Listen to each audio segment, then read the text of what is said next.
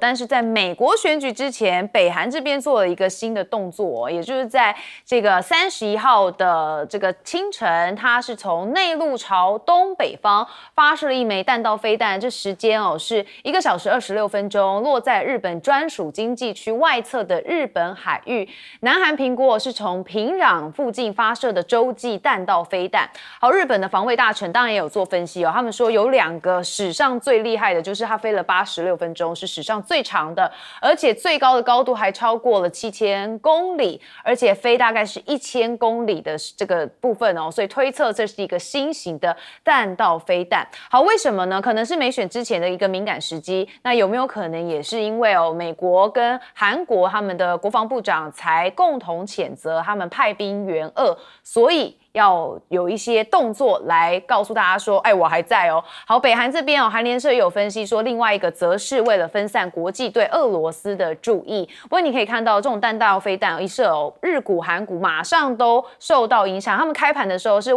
有很蛮大震荡，后来稍稍回神了。好，不过北韩出兵，现在这个乌俄战争到底是怎么样？是好还是坏呢？我们来看这个立陶宛国家广播电视台它是说25号这天被派往乌军占领的库克斯克州的一批北韩的士兵全军覆没，只有1个人幸存，而且这个人还有这个布里亚特人的身份证所以俄媒有曝光嘛北韩军队的这个画面，因为北韩军队有说很多都是娃娃兵，可能只有15岁左右，不知道是不是这样子，战力也不足。北韩也没有打过战啦，说实话，这些人怎么可能打战呢？好，那美国的防长 Austin 则说，北韩已经派大约是1万的士兵进入到了这个俄罗斯，那普京失去了很多军队，所以即使获得了北韩的援助，也不会获得胜利。好，但是问题是，俄军现在他们就有战果他们就有宣布说，他们夺下了一个战争要地红军城东南方的小镇，叫做塞利多维。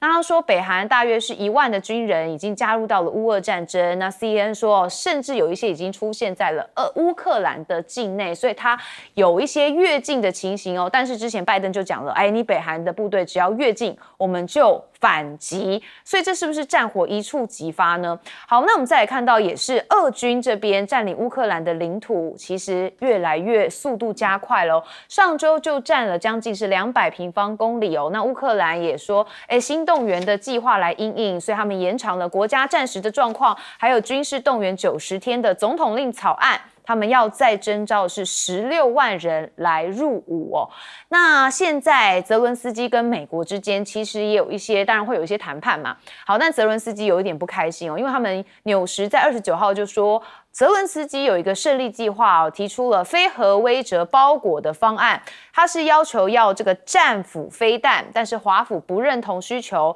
然后说这个数量有限，所以拒绝提供。但泽伦斯基说，这是我们跟白宫之间的一个机密资讯是合作伙伴，没有保密。这个索要飞弹的条件只是在俄罗斯拒绝降温或是结束的时候才会部署。所以他觉得很生气，我好像被出卖了一样当然因为现在美国也要选举有一些东西可能也是故意要玩两面手法。好，但是这个最后手段是不是曝光呢？我们也要来看到，就是普京他最近也视察了，这是29号视察了大规模战略核武的演习，发射了雅尔斯布拉瓦钦州洲际弹道导弹。那俄军图95MS 的远程战略轰炸机完成了空射巡航导弹的发射任务。好，那不止乌俄战争，其实中东战局还是持续，而且可能还蛮难停火的。尤其伊朗在美选之前，他说：“以色列，我可能要报复你哦。”好，看到 CNN 指出说伊朗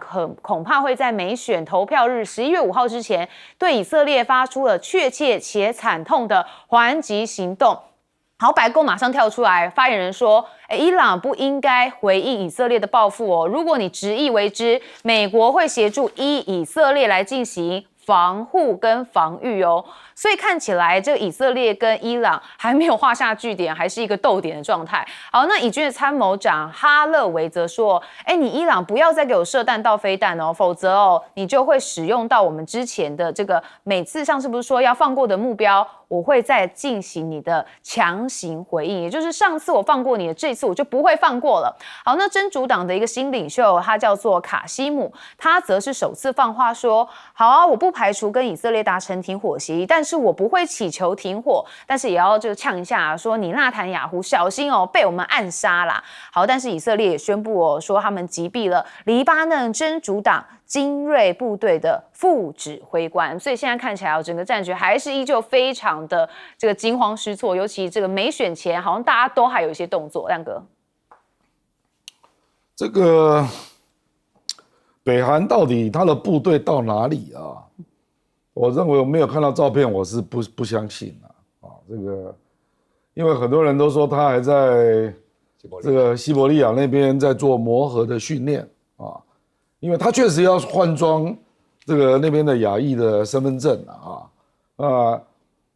就像他冒充成是俄军也要换装那个俄罗斯的制服所以就说这个叫雇佣兵嘛。你如果是派遣军，你应该穿北韩的制服嘛所以乌克兰是把那个俄罗斯是用雇佣兵的方式给他薪水，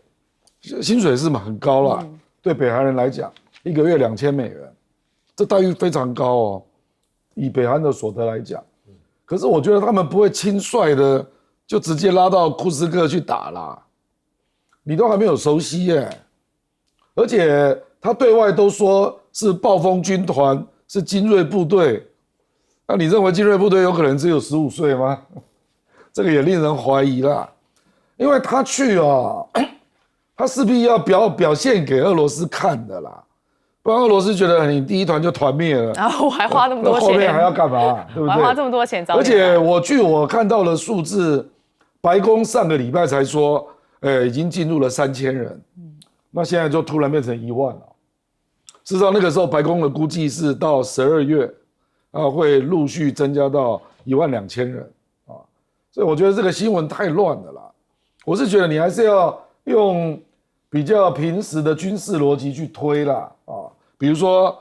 现在俄罗斯有必要打得这么急吗？他搞不好认为川普都快当选了，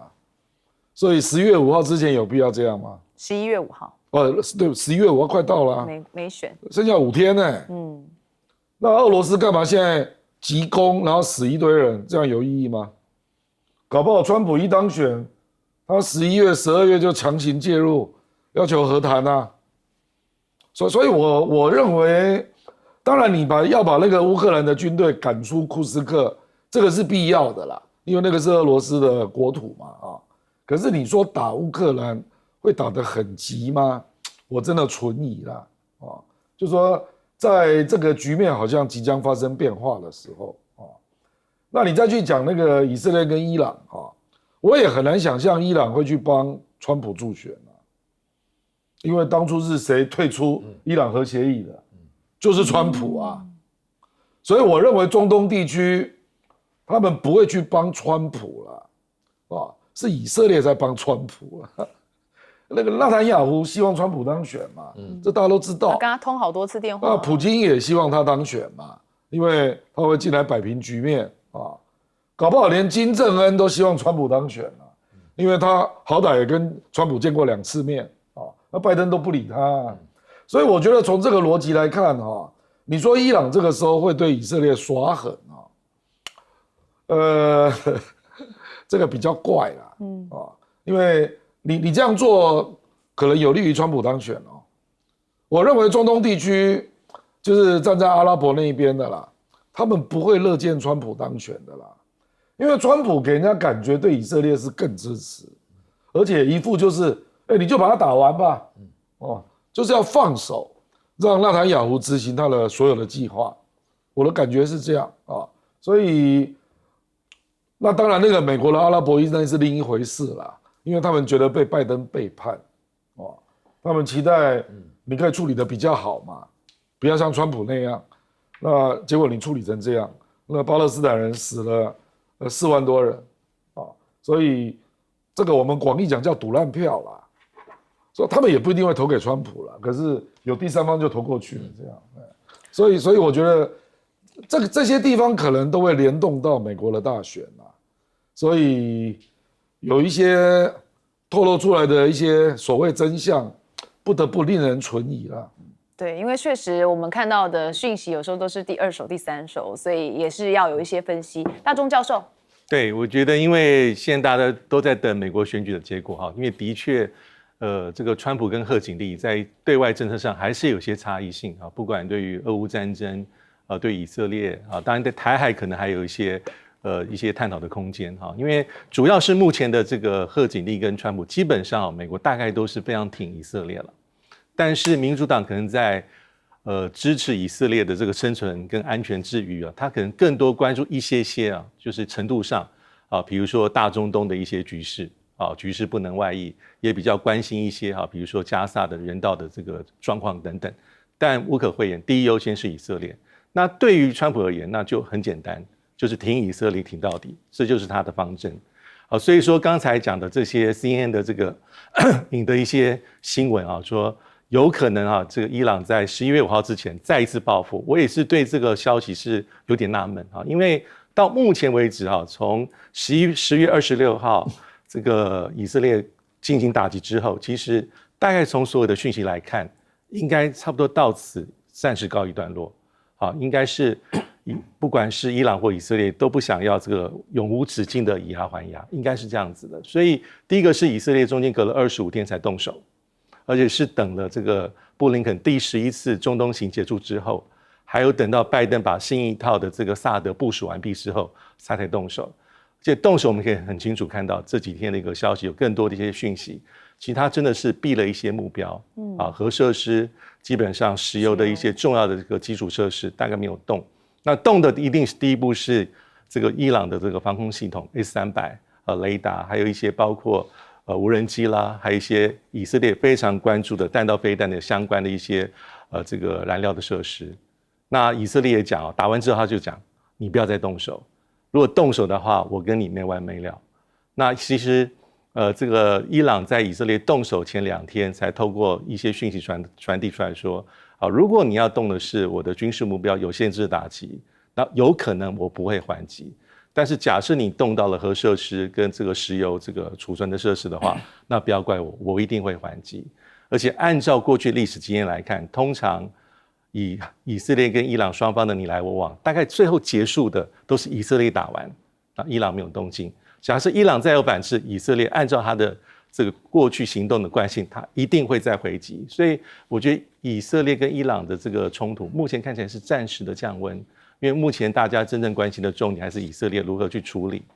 这个真主党，你要打到什么地步为止，还有这个哈马斯尤其是加沙走廊之后的一个处理状况，这个现在变数比较大但是这真的是以色列在7个战线上的真正的死敌，因为最近哈马斯跟真主党。那其实伊朗的话，我觉得可能是暂时可能到此为止，11月5号会有再惊奇的事件不容易发生。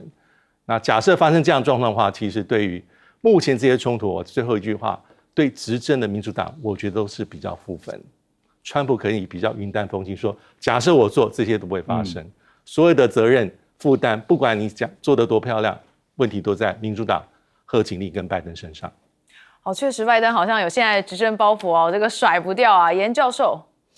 第一个我们先回到北韩我觉得金正恩大概觉得说到现在已经10月底了，还没有什么10月惊奇，他来发一下他很喜欢就是有这样的注意力你看过去我们知道北韩的惯性都是他还没有核弹的时候，他每天都说他有，对那有真正有核弹的，像以色列都不敢讲说有所以这是北韩的。那所以他今天如果他今天真的是派兵到这个协助俄罗斯去进攻乌克兰，应该低调一点，不是他讲得很大声讲既然这个消息曝光之后，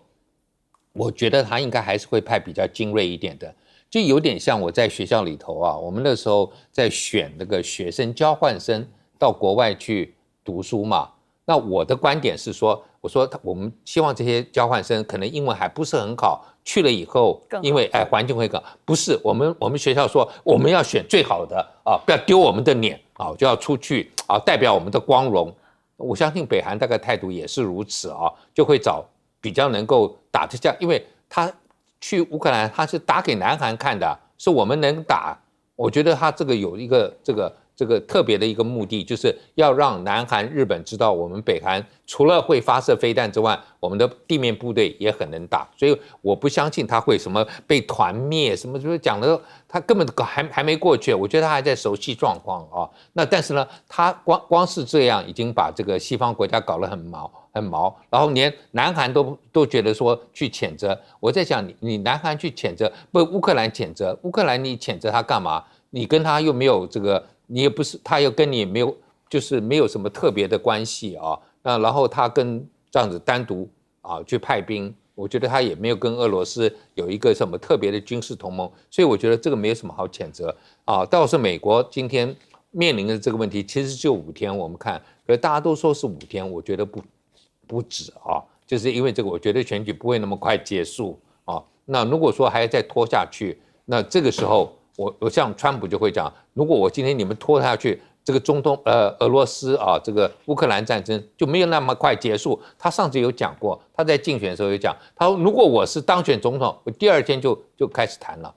还不是说他当总统而是说当选总统，他马上就跟普丁可以把这个问题解决了。那以色列，我相信这个伊朗一定也是很担心，如果今天是川普当选，那他是。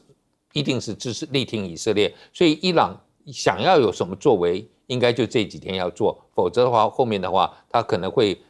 被这个以色列获得美国政府以后，川普上台或者怎么样，这个力道支持的力道会更强所以我觉得大家都在看，包括刚才我们讲乌克兰也好，这个泽伦斯基还提出一个我会打赢的方案，都是希望能够知道马上要谈判，那希望能够有更多的谈判筹码。我觉得俄罗斯也是，乌克兰也是，包括伊朗跟以色列都是一样。对啊，其实这个国际之间现实外交也是一种考量，是最严峻的考量。好，我们接下来看到就是加拿大，为什么呢？因为加拿大最近对中国的航司解禁那所以呢，这个中国大陆的民航局就说，经过中加2国的民航部门多轮的协商，那磋商之后，双方的航空公司近日正式启动了直航的航班增班的工作，所以相增加的是温哥华直航上海跟北京的一些班机。好，但是加拿大这是撤销了从前年2月份颁布的中国航司每周飞往加拿大总计不超过6个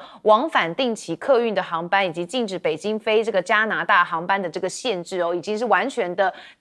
撤销了。好，那当然就马上显现在旅游平台去哪儿的指数上头他说，加拿大解除对中国大陆的航班限制消息之后，平台上飞往多伦多的搜寻指数就比上周增加了1.1倍，那飞往温哥华也增加了1.5倍那为什么加拿大希望有更多的中国大陆海外的游客来呢？其实他们发现说，并没有恢复到疫情之前的荣景他们去年的旅游总数的这个旅客是1830万人次，比2019年的2200万人次还下降了17%。那他们就发现说，其中最大的问题就是中国游客的数量下降了。那一方面就是因为航线嘛，另外就是中加的关系，就中国跟加拿大的关系。好，那现在布林肯他在周3的时候也强烈的谴责他们的参议院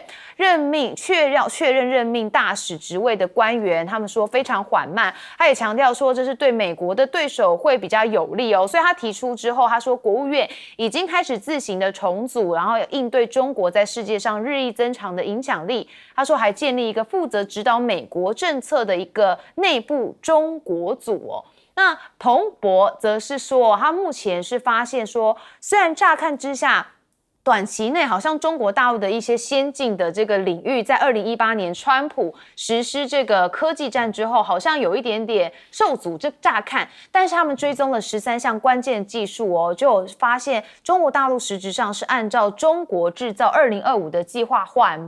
稳步的在前进。他说美国遏制中国大陆的科技发展的努力是正在失败的。好，那我们就看到哪一些努力是这个中国大陆越来越厉害的呢？像是比亚迪，它创纪录它的营收首度超越了特斯拉，冲上了282亿美元。好，这个第3季比亚迪跟特斯拉这个营收就有差别了嘛。好，比亚迪在资本市场展现了威力那今年比亚迪的股价还上涨了38%那特斯拉虽然也稳坐市值最高车厂的宝座，但是比亚迪已经冲到了第3只有落后雅亚军 Toyota， 并成功的超车了福斯、宾士还有美国底特律的汽车三龙头。好，但问题我们看到欧盟现在对中国大陆也有出手，但是不是却导致他们自己分裂呢？就是欧盟传出说，他要对拼多多旗下的一个平台，电商平台叫做天猫展开调查哦。他们是说非常担忧天猫不能够遏制线上的销售非法的产品，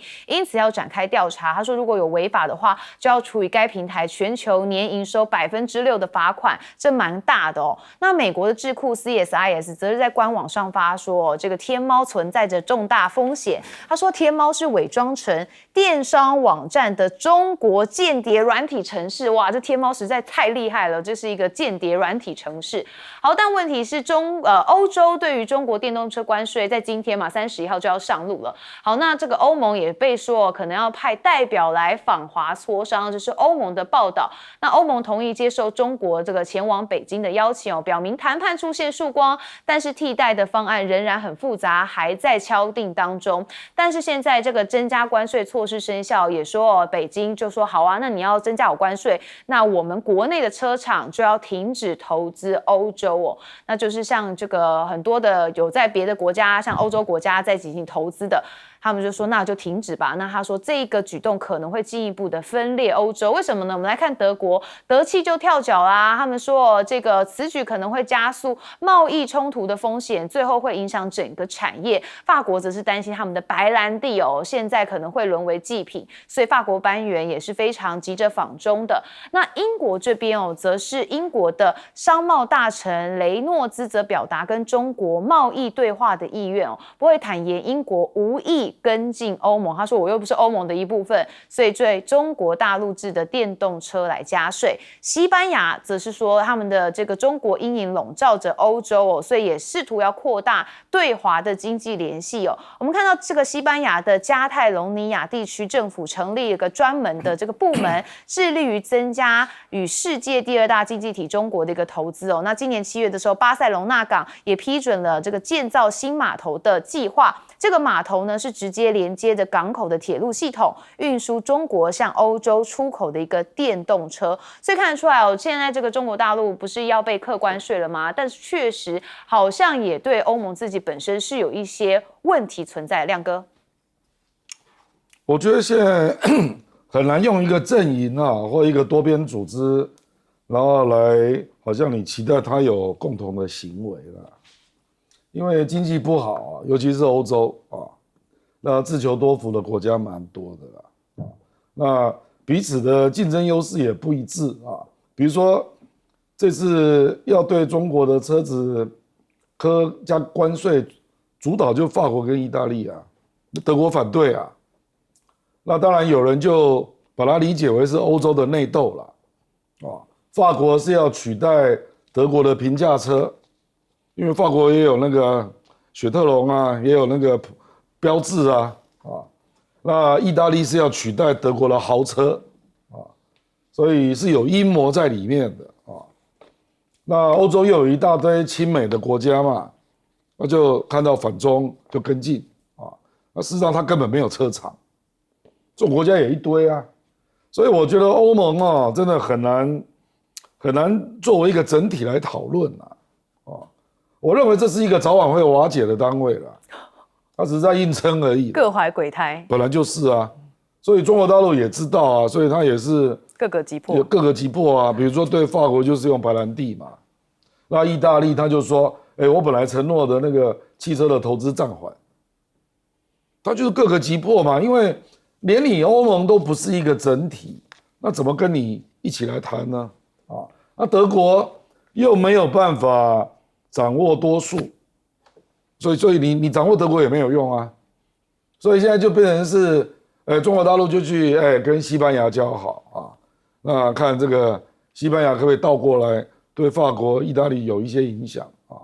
可是我觉得中国大陆大概内部也有一些人觉得不需要这么委屈啦，又不是一定要卖欧洲，他如果要课关税，那我们在欧洲的投资就暂停嘛，那我们先去卖别的地方因为东南亚啦、非洲啦、中东啦，还有南美洲，也有一大堆市场啊，连日本啊，就是长泽雅美做那广告，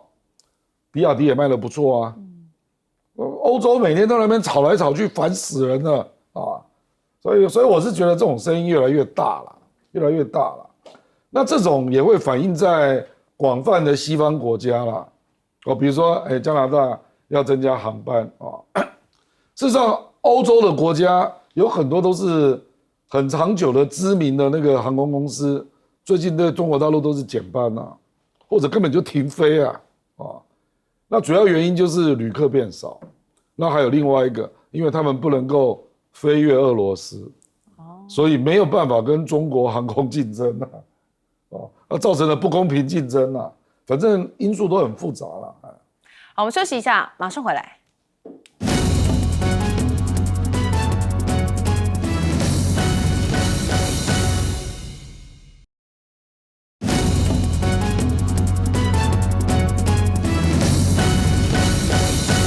欢迎回到节目现场，我们接下来持续的请教的是严教授。我觉得加拿大当然会要看到它解禁啊，当然就是希望有更多的大陆的游客啊，因为他们过去因为孟晚舟的事件，可能也被列入过黑名单。那大陆的游客我们也知道，常常会自己跟着政府的这个方向走，譬如说不得罪中国的这些东南亚国家，忽然这个游客就增加很多，到日本、到韩国的到台湾见了当然没有，就往别的地方走。他们会自己会找，澳洲对我们不好，我们就不去澳洲了，就换。所以常常有些这个第三世界国家，就是特别是东南亚国家，我不表态最好，到时候所有的游客会过来。那我觉得加拿大当然是希望看到有更多的海外游客因为经过了 COVID 那加拿大其实算是一个还不错的旅游地点。我举一个例子过去在台湾还没有获得免签之前，我们去加拿大的观光客、学生这些很多嘛签证，加拿大的这边驻台北的处长就告诉我，他说光是这个签证费可以养他们的办公室，就有这么多钱。那你想想看如果说今天有这么多大陆人要去签，这个也是一笔数字还不包括你知道签证有签证费用，还有去办他那个别人帮你办的还有手续费用，对不对？手续费加签证费，然后你到那边还要花钱，所以我觉得加拿大去想一想，这个就是说我没有必要在这个时候已经这个缺少游客，因为 COVID 过了以后，那它从来也不是一个像欧洲一样比较集中的景点，它比较散，所以它今天还是需要亚太地区来。我只能跟你这么讲，就是说在温哥华，在加拿大的西边，他们就说我们不是他说我们是就是叫做什么更接近亚洲，而我们跟欧洲没有关系。就是从温哥华这一个就是加拿大的西部，基本上他们的考量就是认为说我们的经济、我们的前途全在亚洲，不要去跟什么渥太华啦、华府那边或者跟欧洲走，我们的前途不在那里。好，我们休息一下，马上回来。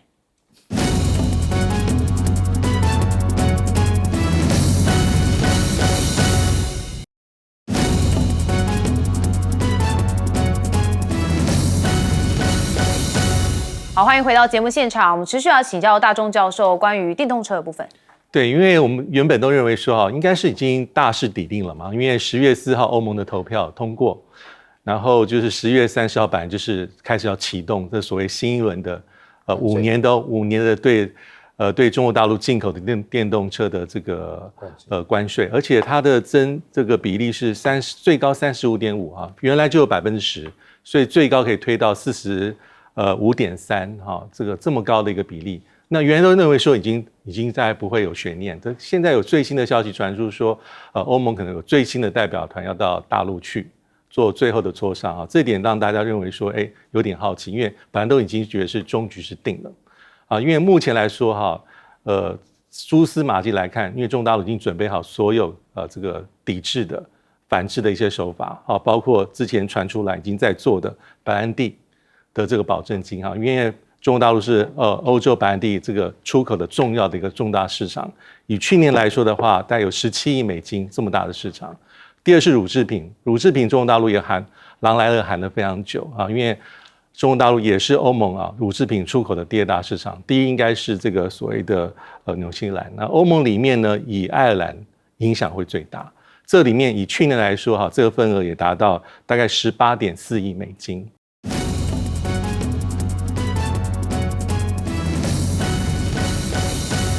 欢迎收看《新闻大白话》，我是主持人谭一伦。节目一开始，我们先来介绍今天的特别来宾——耶鲁政治学博士郭正亮。大家平安。政大国关中心兼任研究员严正生。主持人好，各位观众大家好。淡大战略所教授李大中。主持人好，大家平安。好，大家，我们最关心的就是全球也很注目的美国总统大选了，最后时间了，最后一个礼拜了，大家都很关心哦。但是现在，以前不是有句话说叫做得民心得天下吗？但是最近美国变成是得垃圾得天下。我们为什么这样讲？因为他们在垃圾这2个字的议题上面，讨论的蛮激烈的啊。我们首先看到的是路透社10月30号引述 CNN 的民调，其实现在这个贺锦丽跟川普，密西根州稍微贺锦丽赢了5个百分点，那威斯康星州也是贺锦丽赢了一些，但是3个摇摆州的民调感觉是打平的。那现在已经有5700多万人是提前投票了。好，我们再看一个关键的摇摆州，就是宾州，民调显示贺锦丽跟川普的支持度是在伯仲之间，都是48%。那宾州为什么说很关键呢？因为它有19张的选举人票，是历届美国总统大选的兵家必争之地。好，但为什么我刚才讲说垃圾这件事情最近很夯？原因就是我们先看到这个川普在纽约造势的时候，这一位是单口喜剧演员，叫做辛奇克利夫，他讲了垃圾的一段言论，我们先听一下。There's literally a floating island of garbage in the middle of the ocean right now. Yeah. I think it's called Puerto Rico. I welcome migrants to the United States of America with open arms. And by open arms, I mean like this. 好，其实这话真的言论相当的有争议哦。那我们刚才不是讲说宾州有19张的选举人票，但是这个波多黎各刚刚他所说有关于这个垃圾的议题哦，波多黎各人在宾州有47万人呢，这恐怕就会影响到川普的选举哦。好，但问题是川普这个团队被这样子说了之后，其实有点自走炮，就拜登自己也蛮自走炮哦。他说我看到唯一的垃圾就是川普的支持者，哇，整个大炸裂啊！贺锦丽赶快切割哦，说我们强烈的反对批评人们的投票倾向。不知道是不是因为这样，所以他们之前才不太希望拜登去辅选哦，反而希望这个奥巴马去。好，当然这个川普也马上逮到机会哦，他做了一台垃圾车。好，为什么呢？当然是以其人之道还治其人之身。我们再来看这段影片。250 million people are not garbage. I can tell you who the real garbage is, but we won't say that. How do you like my garbage truck? This truck is in honor of Kamala and Joe Biden.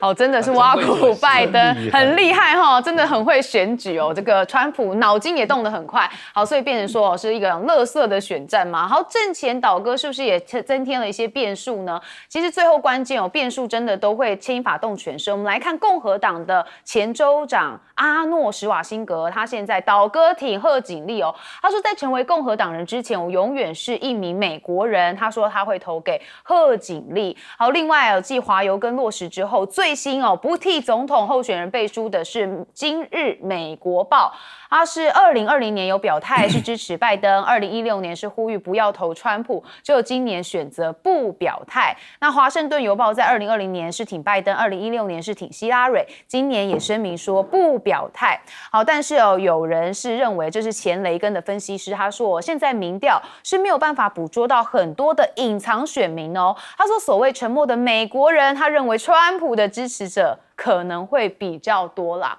好，那很多人觉得说美选其实他们很关心台湾啊，我们台湾跟美国这么麻吉，其实美国人并不是那么在意外交跟这个外面的政策议题哦，他们关心的是内政，尤其是经济通膨的问题啊。好，虽然美中之间关系紧张，但中国跟台海的问题不是成为美选的一个大焦点哦，因为美国人主要关心的是经济还有移民的内政问题。不过我们也看到，确实美军夏威夷也做了军演哦，纽时说大国备战是为了台海，他们是在这个美国陆军在太平洋岛链上面快速的部署第25步兵师跟日澳印尼一起在夏威夷丛林峡谷进行训练，也包含一些装备的速降啊、潮湿底下攀爬、适应岛屿的这个地形。不过来看到美国陆军这是玩真的因为他们真的是有这个19岁的2等兵帕蒂达未能张开这个副伞，从366公尺的高空坠落，他的脊椎骨受创了，经过多次的手术，仍然没有确定能不能再次的挺身站起。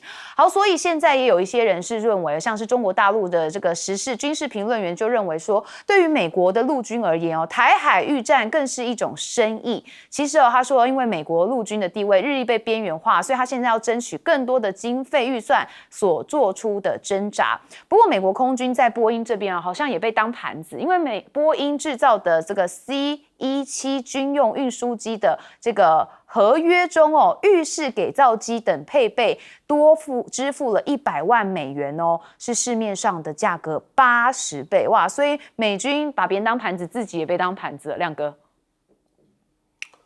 这个 CNN 的民调大概没有人会相信这个几乎是民主党的党营民调啦我跟你讲，那个《纽约时报》刚登一个民调，《纽约时报》也是比较偏民主党的，宾州跟 Wisconsin 都是49-48，好近贺锦丽赢1% 那尤其是那个 Michigan 是小于1% 所以基本上贺锦丽如果是《纽约时报》登这样的民调，那很多人都认为就是输了啦。我跟你讲为什么因为密西根有5%的阿拉伯裔他的选民他们到现在，我就看到今天那个《纽约时报》那个 Crystal 还特别写一篇文章说你投给川普你就完啦，你阿拉伯裔你千万不要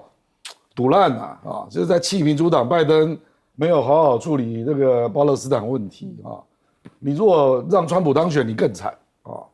因为目前因为像 Michigan 这个地方有第3候选人嘛，对 ，Jill Steiner，所以就会引起这个抗议票，就转到第3方去了。就川普也投不下去，然后贺锦丽也投不下去，投给第3方，那谁会赚到？就川普赚到那这个5%的阿拉伯的选民呢，上次这个拜登大概赢了18%，是明显赢的啦所以这个真的是没有办法。还有另外一个，比如说乔治亚乔治亚非洲裔的占31%，那贺锦丽非洲裔的就是没有像对奥巴马、对克林顿这么热情嘛所以我觉得，然后宾州，我们再讲宾州，宾州就是因为它是石化业，那贺锦丽他就是被人家归类为激进的环保派，所以他对石化业充满敌意结果贺锦丽去宾州站台的那个在选举的时候，那个宾州的民主党的参议员不敢跟他同台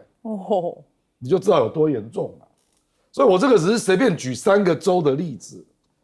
你就知道贺锦丽有个别的问题啦比如说是卡到中东战争，那少数族裔对你有意见或者是这个石化业你环保走得太激进或者是非洲裔非洲裔就觉得你长期你并没有在大量的投入黑人民权运动嘛，因为民主党有2个大票仓，一个是劳工，一个是黑人民权运动。贺锦丽并不是很热衷的啦，贺锦丽长期在投入的是妇女就是堕胎权，还有这个我们讲环保嘛，因为他就在加州那加州这2个议题都很重要，没有错可是在美国其他州就不一定了所以其实 CNN 这个时候登这种民调，路透社引述这样的民调，都可以看到民主党的人急成什么样子了这个实在是太不可思议了，因为这个脱离事实太远我没有看过这样的民调，我敢说有关这次美国选举，我看过至少有100个民调以上，我从来没有看过这种民调竟然可以夸张到这种程度，说密西根赢5%，然后这个Wisconsin 赢6%真是勇敢我觉得这个一登出来，我看大家就觉得就是贺锦丽输了啦。这个搞选举你如果要这样搞，这个就好比比如说某某党的候选人，然后到选前说我已经赢5%了，哦，就有点类似啦，这个叫矫枉过正的民调啦，哦，那我觉得你看那个川普又去开垃圾车啊，又去搞麦当劳啊，实际上这个都是美国的中下阶层的蓝领啊，我看也不一定是劳工啊，就是反正你的所得是比较低的啊，他就在讲群众语言啊，哦，这个就是他厉害的地方啊，就是说照理讲劳工跟那个中低阶层应该是民主党的票啊，那为什么会有这个现象，对不对？那上次他是比较倒霉啦，不然他上次也会连任的啦。他上次如果没有碰到新冠，那导致美国的经济一下崩跌，我认为川普上次是会连任的啊。所以目前就是因为他在那个情况下输给了拜登，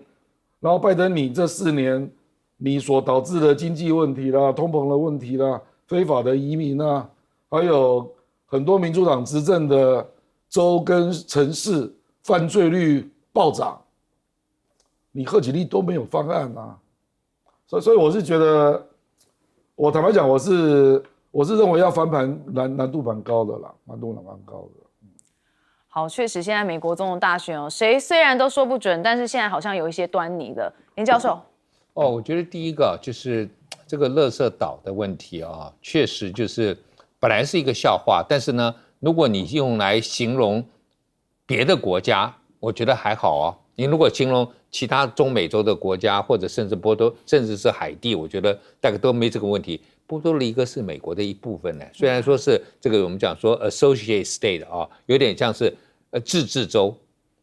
而且波多黎各人在美国的比例真的很高，在芝加哥在哪里都是啊。那在我们讲说，在刚刚主持人也讲说，在这个宾州有40多万，那40多万里头大概有接近20万是有合格的选民嘛。那如果我们看2016年，川普在这个地方是6万多票赢了希拉蕊，2020年拜登是赢了8万多票，那大概差距就是1.2%啊。那如果你去看，我们刚刚讲说这个波多黎各的人占这个宾州大概占到3.7%，所以他如果说，当然不可能全部都会投给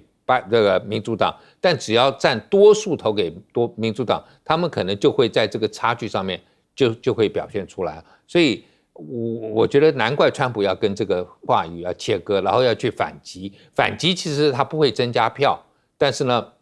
会让他的群众比较开心一些。我觉得他真的是他们的反击说拜登怎么会去讲这，然后开这个车这个垃圾车，当然是争取他原来的选民认同。你要再找，就是说已经得罪掉，我觉得就很难了啊。那这是一个。那刚才亮哥也讲到，像这个在这个密歇根啊这些地方，我们确实看到很多的时候，你这个第三党的候选人，他是成事不足，绝对是败事有余啊。就是他们得的票的差距，譬如说像现在我们讲这个 Jill Steiner， 现在很多人共和党在出钱哦，就是共和党的这个在密歇根州的广告费最高是骂贺锦丽，第2是支持 Jill Steiner 绿党候选人，第3才是叫大家投，还要分散选票。对，第3才要投川普啊。那如果说今天这个奏效的话，意思是说你们不要投给我没有关系，但是你们也不要投给贺锦丽，你们去投给绿党，对啊。那我上次也在讲过，绿党在2000年就搞过一次，在 New Hampshire，他们的票就比高尔的那个输给小布希的多，所以高尔如果赢了 New Hampshire 的4张选举人票，他就赢了选举，不需要佛罗里达那个500多张争议票了。所以这个小党真的叫做成事不足，败事有余。那我觉得这一点就是当你变成一个我们叫说另类的选择啊，另外的选择 alternative， 就是说，我还是想投票，可是我这2个主要政党的候选人我都不喜欢。那美国还是有一些小党的候选人，你觉得可能可以投下去？为什么？我觉得投小党候选人心里一点负担都没有。为什么？没有人会骂你说是你投错了谁啊？因为以后他们都有可能执政，然后做出来政策，你自己会后悔说，我怎么会去投给他？我都不知道他会是这样的人。小党不会当选，你没有负担，所以我相信是会有人投。那到底会有多少转过去？我觉得这个对贺锦丽能不能保住这个中西部的这个我们叫做 Blue Wall 啊，这个蓝色的墙或者铁锈区的，因为确实啊，我们看到在拜登初选的时候，就有10%以上的民主党的选民不表态支持拜登，就没有对手哦，没有什么对手。他们说我们 we are uncommitted， 我们不承诺投给任何人，那这些人就可能会投给别人了。是大仲教授。对，我觉得其实刚才这个，因为选举到这个地步了哈，所以垃圾这个议题就成为一个很关键的议题。有时候我觉得失言，就政治效果而言，失言可能是一回事，但是假设你的言论和你的这个补救是让对手同仇敌忾，激起对手的凝聚力，这个效果就很可怕。因为就如同刚才这个严老师所说哈，因为波多黎各毕竟还是美国的这个属地啦，或是自治邦。有300多万人，他们虽然没有投票权，不能够投美国的选举，但他在很多议题上，国防、外交、货币权，还有属于这个联邦的洲际贸易，都是跟美国息息相关。那他们虽然没有投票权，可是波多黎各裔在美国将近快500万了，但宾州可能是有40多万人有投票权，所以一举一动是有影响选举结果的可能性。但一开始川普的阵营是轻忽，因为这毕竟是在你造势场合里面。你脱口秀演员讲出来，而且大家看刚才那个镜头是极其轻蔑，而且是非常非常的歧视，所以马上在波多黎各裔的这个社区里面有效果。但是凡斯的第一时间的表态跟回应也是不太好的，因为他是说这些人没有幽默感，他用这样的方式去做回应，而且批评这些批评这个垃圾这个事件的人。那我们另外看就是可以看出这两党的这个回应的方式不同，代表两党的性格。当拜登想要帮贺锦丽在这个地方更下一层的时候，他可能讲的比较急，让人家觉得说你是在批评川普的支持者，这一点就会让川普的支持者同仇敌忾。但是我们看贺锦丽的方式是非常的严谨的，他赶快做切割，白宫发言人赶快淡化说没有，这个拜登所指的是这种歧视性的言论跟仇视言论，可见这就属于民主党很乖。模范生对这个议题非常戒慎恐惧，可是刚大家看川普的回应方式，这就是典型的川普啊。因为川普玩这个垃圾梗玩了有一阵子好几天了，那他就将计就计，既然你说我这个失言，那我就开个垃圾车，那他暗示我所指的垃圾其实可能是贺锦丽，可能是指拜登，这就是两党的性格重大的差异。但是因为快到选举，所以任何风吹草动都不免会影响选举。最后那个报纸的这个表态，我觉得有2种可能性，因为华邮现在面临到他的这个传统上支持民主党，但这是在大老板的这个压力之下压住，说不表态这次，而且以后都不表态。但是华邮的读者还是比较中间偏自由派，已经有一小股的这所谓的退订潮。那到底原因是什么？我觉得有2种，第一种就是可能老板真的在担心一些政治和后续效应，挺错人。第二种是可能有些人认为说，目前的贺锦丽跟川普2个人都有一些自己的问题，他真的没有办法像过去一样，华邮的历史大概从1976年就在挺民主党。那与其这样，我干脆不表态。唯一的例子跟这次很像，就1988年那一次。所以所有的政治所有的这个媒体跟政治都相关，其实也可以类比很多的国家，这不是唯一的案例。好，确实美国总统选举当然洞见观瞻，全球都很关注